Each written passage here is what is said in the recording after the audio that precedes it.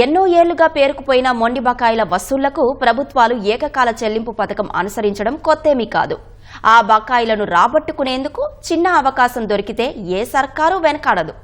ఆర్థికంగా అవస్థలు పడుతున్న ప్రభుత్వాలు ఇలాంటి అవకాశాన్ని వదులుకోవు. ఈ విషయంలో పొరుగు రాష్ట్రాలు మనకంటే చాలా ముందున్నాయి. రాష్ట్రంలో కూటమి ప్రభుత్వం ఓటీఎస్ పథకాన్ని అమలు చేస్తే 3,000 కోట్ల రూపాయలు ప్రభుత్వ ఖజానాకు ఆదాయం వచ్చే అవకాశం ఉంది.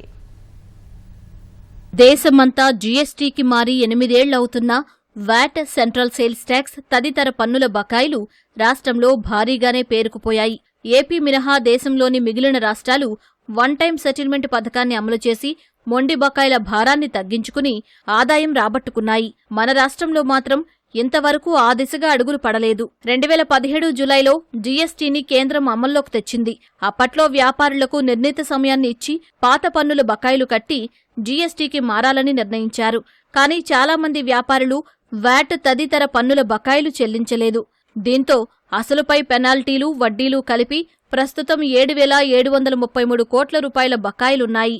ఏళ్ల తరబడి వాణిజ్య పన్నుల శాఖ ముందు ఈ బకాయిలు కొండలా పేరుకుపోయాయి.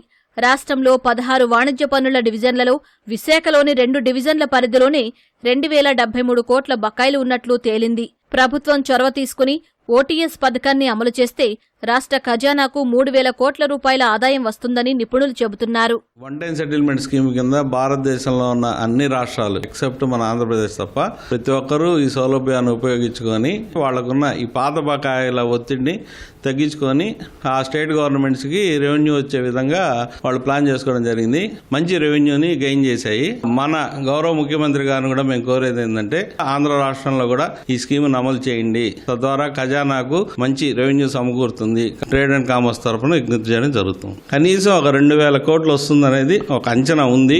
ఈ టైంలో కన్నా ఈ ఓటీఎస్ స్కీమ్ అనేది ఇంప్లిమెంట్ చేస్తే వ్యాట్ యాక్ట్ పరంగా కానీ లేకపోతే సిఎస్టీ యాక్ట్ పరంగా కానీ ఏదైతే సెటిల్మెంట్స్ ఉన్నాయో వాటిని అన్నింటినీ కూడా చక్కగా ఈ ఓటీఎస్ స్కీమ్ ద్వారా డెఫినెట్ గా అందరి డీలర్స్ కి కూడా వాళ్ళు సద్వినియోగం చేసిన అవకాశం ఉంది. అలాగే రెవెన్యూ పరంగా కూడా నాకున్న ఒక అంచనా ప్రకారం 2,000 కోట్ల వరకు వచ్చే అవకాశం ఉంది.